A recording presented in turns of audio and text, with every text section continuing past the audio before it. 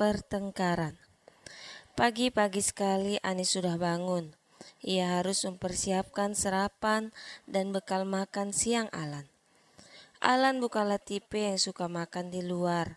Semua makanan sudah tersedia di meja makan. Bekal makan dan tas kerja pun sudah siap Ani letak di atas sofa depan. Dilihatnya sudah pukul 6:30. Ani cepat pergi ke kamar. Dilihatnya Alan baru saja selesai mandi dan sedang memakai baju kantor. "Kak, sarapan sudah siap. Ayo kita sarapan bareng." "Iya, tunggu bentar ya. Ini lagi cari dasiku. Tadi aku letak di sini. Tapi kemana ya perginya?" Alan mondar-mandir sambil membalik semua barang yang ada di kamar. Ani pun sibuk ikut mencari membantu Alan. Dilihatnya ke bawah. Ternyata dasi Alan terjatuh ke bawah tempat tidur. Ani mengambilnya. "Kak, apa ini dasi yang kakak cari?" Ani mengambil dan menunjukkannya ke arah Alan. "Ya Tuhan, di mana jumpanya Ani?" "Di bawah kaki kakak." Ani langsung memakaikannya di leher Alan. Alan yang melihat Ani yang mendekat langsung memeluk dan mencium kening Ani. "Terima kasih sayang, sudah hadir di kehidupanku." Ani tersenyum manis. "Kak, apa nggak terlalu cepat pergi ke kantornya? Bukankah kita baru 2 hari menikah? Biasanya pengantin baru akan pergi berbulan madu." "Nanti kita bicarakan itu. Yang terpenting saat ini adalah aku harus bisa memenangkan proyek itu. Kalau aku terlambat sedikit, proyek itu akan jatuh ke perusahaan CNA. Dan pastinya Pak Burhan ayah Putri pasti akan semakin angkuh." Ani hanya terdiam. Ia tidak bisa berharap lebih. Hanya pasrah dan berdoa semoga urusan Alan selesai sehingga Alan bisa membawanya berlibur. Ani begitu terobsesi dengan cerita temannya Sherry yang menceritakan pengalaman bulan madu kakaknya di Pulau Dewata. Sungguh benar indah dan romantis yang sekarang bayangan itu ada di kepala Ani. Alan pergi ke meja makan dan langsung memakan sarapannya, sedangkan Ani hanya cukup meminum susu. Entah mengapa pagi ini mood selera makannya tiba-tiba menghilang. "Mengapa tidak sarapan Ani?" "Aku belum lapar kak." Alan mengerutkan keningnya. Dilihatnya muka Ani yang cemberut. Alan sudah cukup paham apa yang membuat Ani merajuk seperti itu. Tapi dilihatnya jam, sudah tidak ada waktu lagi untuk membujuk Ani. Diurungkannya niatnya itu. "Ani, kakak pergi dulu ya. Nanti pasti kita akan berbulan madu. Kuharap kau sabar untuk menunggu waktu yang tepat." Ani hanya tersenyum sambil mencium tangan Alan. Sambil membawa bekal makanan dan tas kerja Alan. Mobil Alan pun melaju dan sekejap mata sudah tak nampak terlihat. Ani yang masih berdiri depan rumah merasa kaget. Melihat mobil putih langsung masuk dan berhenti tepat di depan Ani. Ani mencoba mengingat mobil siapa yang ada di depannya itu. Seorang wanita berbadan tinggi seperti model memakai kacamata. Tampilannya begitu modis. Orang itu semakin mendekat ke arah Ani. Ani merasa tidak asing dengan orang itu. Dilihatnya lagi rupanya Putri, mantan istri Alan. "Putri? Untuk apa dia kemari pagi ini?" batin Ani. Putri berdiri tepat di depan Ani.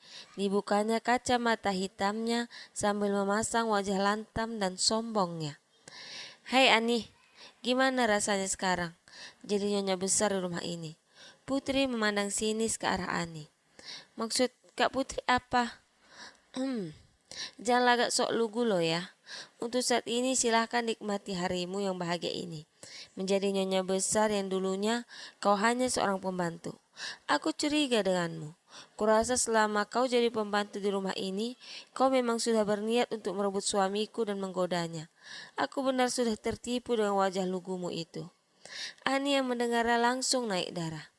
"Hei Putri, asal kau tahu ya, aku tidak pernah sedikit pun menggoda Kak Alan. Kau yang tak bisa menjaga suamimu dengan baik.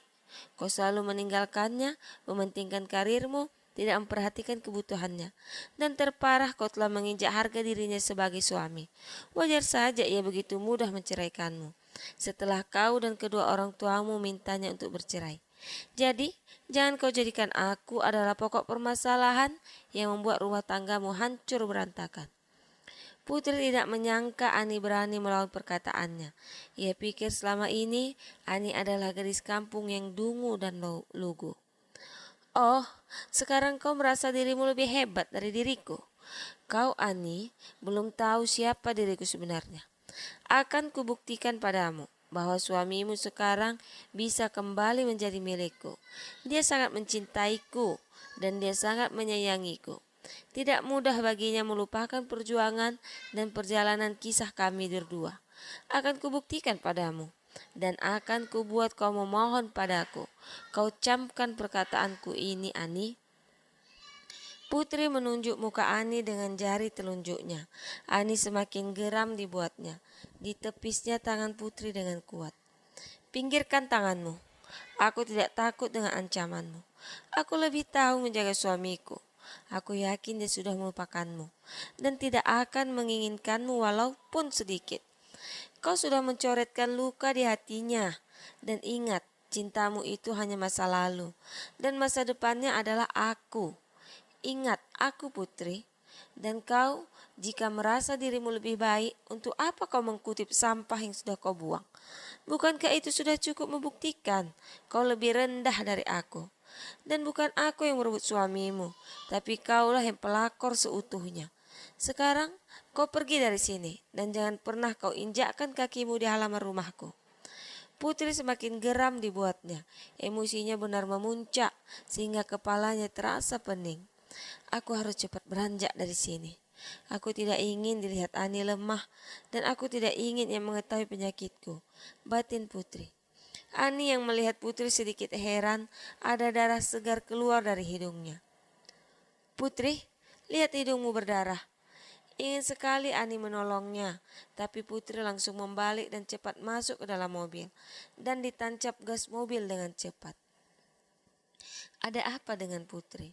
Mengapa ia langsung pergi dan seperti orang ketakutan? Batin Ani sambil masuk ke dalam rumahnya. Ani yang dari tadi merasa tidak tenang, ada sedikit rasa cemas di hatinya. Kalau suaminya itu memang masih ada menyimpan rasa untuk Putri. Ani sangat sadar dari perilaku suaminya yang selalu tersenyum-senyum saat membalas chat WA. Walaupun ia belum memastikan itu adalah Putri. Ani ingin bersiap-siap untuk mengunjungi Mama Alan. Hanya Mama Alan yang bisa memberikan ide untuk mengatasi masalah ini. Aku harus bisa membuat Kak Alan melupakannya seutuhnya. Aku tidak ingin wanita itu merebut Kak Alan dariku. Aku harus cepat menjumpai Mama untuk membicarakan ancaman Putri. Batin Putri sambil mempersiapkan dirinya agar segera pergi. 5. Terbongkarnya rahasia. Putri buru-buru masuk ke rumah sambil memegang hidungnya yang mimisan. Ditutupnya mulut dan hidungnya dengan masker agar tidak terlihat orang lain. Putri harus cepat sampai ke kamar untuk mengambil obatnya yang terlupa ia bawa tadi saat pergi. Sedangkan Heru sedang menikmati kopi di pagi hari. Ia duduk di sofa sambil bermain game di HP-nya. Rumah memang kelihatan sunyi.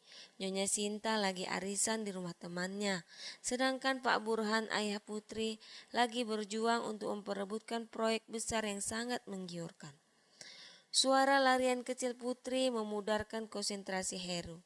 Dilihatnya ke arah depan, Kak Putri yang begitu terburu-buru dan sangat kelihatan cemas. Dihempaskannya pintu kuat, membuat Heru sedikit terkejut.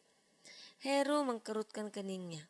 Ia curiga dengan tingkah kakaknya yang belakangan ini seperti ada yang ditutupinya. Heru berdiri dan berjalan menuju kamar Putri.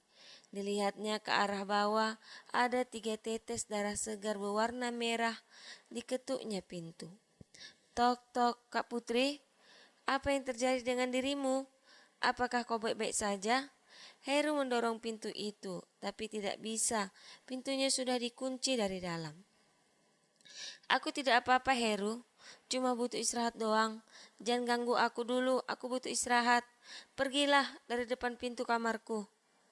Kau tidak sedang berbohong kan? Jadi darah apa di lantai ini? Kelihatannya ini darah segar. Itu darah gigiku yang copot, Heru. Sudahlah, pergi dari situ. Jangan ganggu aku. Gigiku sakit sekali, aku butuh istirahat. Apa perlu aku panggilkan dokter? Biar Diki datang kemari. Heru, kumohon, jangan ganggu aku. Aku bisa menghubunginya sendiri. Pergilah, please, aku butuh istirahat. Heru hanya terdiam dan berbalik ke belakang. Ia merasa tidak masuk akal. Tiba-tiba kakaknya bisa sakit gigi, padahal dialah orang yang paling menjaga kebersihan giginya. Heru duduk di sofa dan diambilnya HP-nya untuk menelepon Diki. Ia lupa menanyakan hasil tes darah putri. Kring, kring. Halo Diki, kau sedang apa? Halo juga Heru. Ginaren nanyakin gue, lagi ngapain?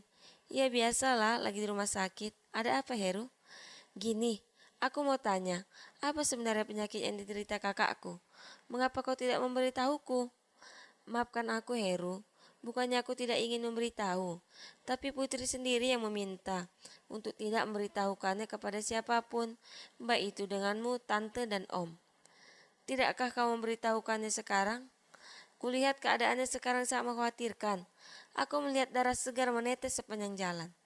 Diki terdiam dan berpikir dia harus memberitahukan sebenarnya agar beban penyakit itu bisa dipikul bersama dan selalu ada orang terdekat yang memberi semangat dan melawan penyakitnya.